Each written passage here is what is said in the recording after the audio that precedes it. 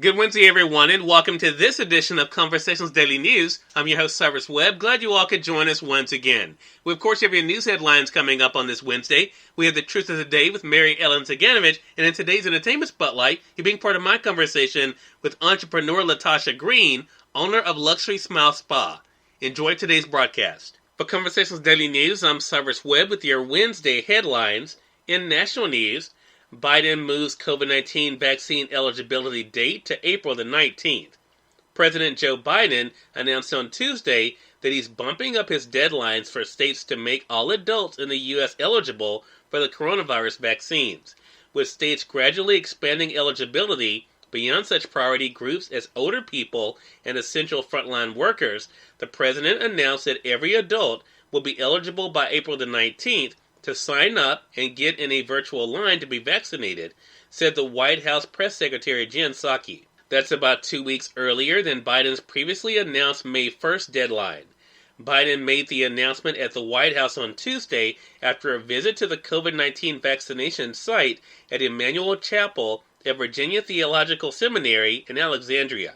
He thanked everyone for administering the shots and for showing up to receive them. "That's the way to beat this," Biden said. "Get the vaccination when you can."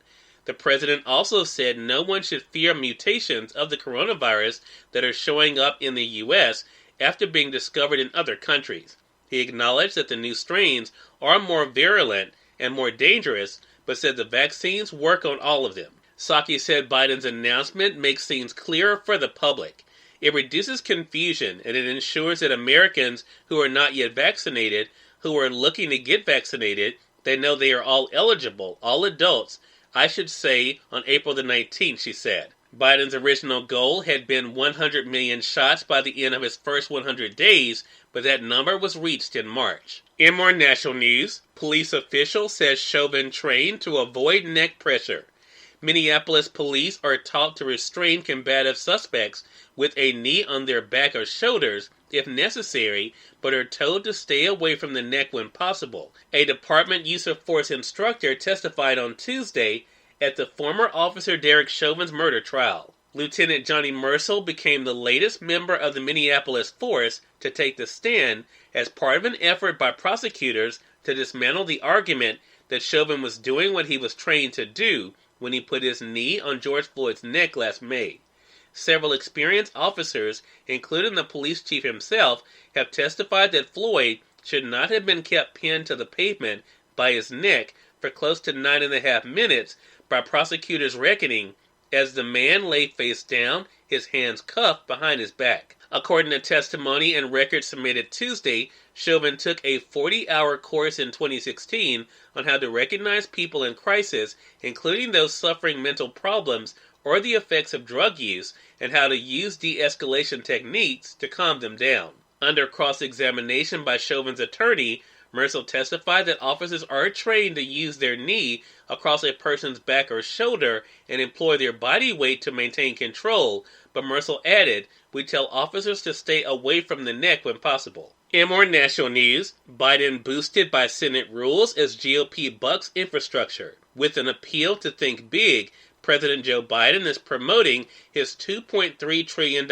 infrastructure plan directly to Americans, summoning public support to push past the Republicans lining up against the massive effort they sum up as big taxes, big spending, and big government. Republicans in Congress are making the politically brazen bet that it's more advantageous to oppose the costly American Jobs Plan, saddling the Democrats with ownership of the sweeping proposal and the corporate tax hike Biden says is needed to pay for it.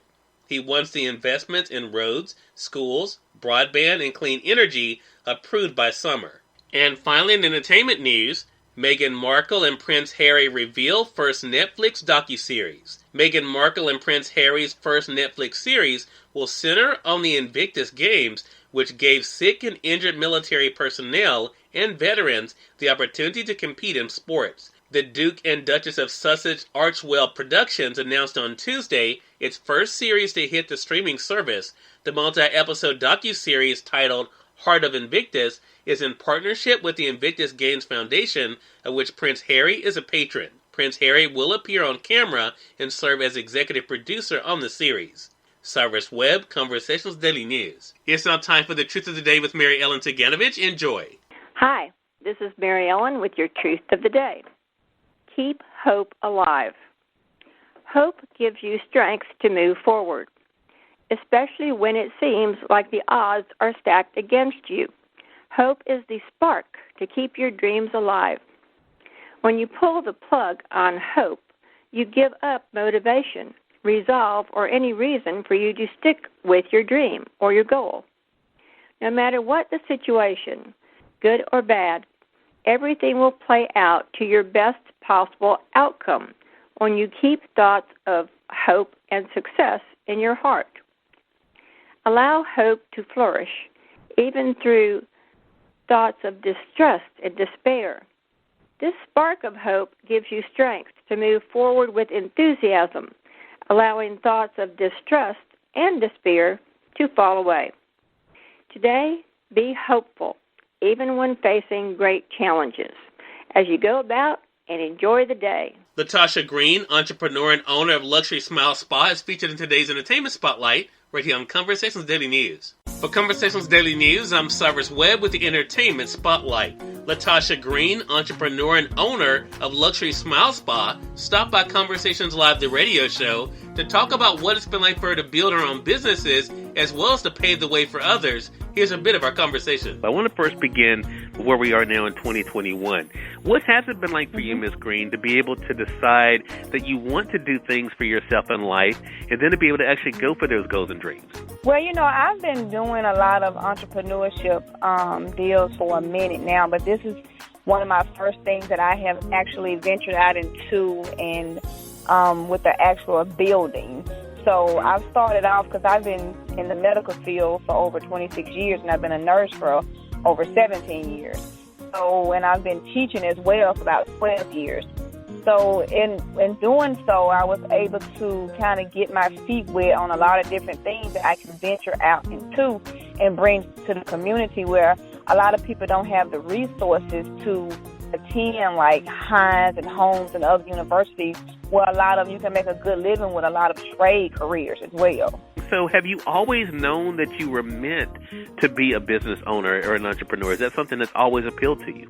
I've always known I wanted to be in charge. I've always known I needed to be in charge. Coming from a single mother household, where I'm the only girl and the oldest girl, or the oldest child, I knew I was always set up to just lead. So it was kind of hard for me to, after being in the field for so long, to continue to follow.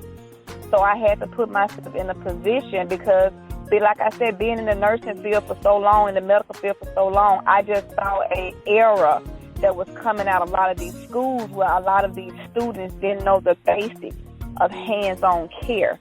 And that's just the foundation of caring for somebody. Cyrus Webb, Conversations Daily News. We thank you all for tuning in to this edition of Conversations Daily News. We'll be back with you guys on tomorrow with more news, Truth of the Day with Mary Ellen Ciganovich, and of course your Entertainment Spotlight. Until then, I'm your host, Cyrus Webb, saying as always, enjoy your day, enjoy your life, enjoy your world. Thank you all for choosing Conversations Daily News today. Let's make it a great one.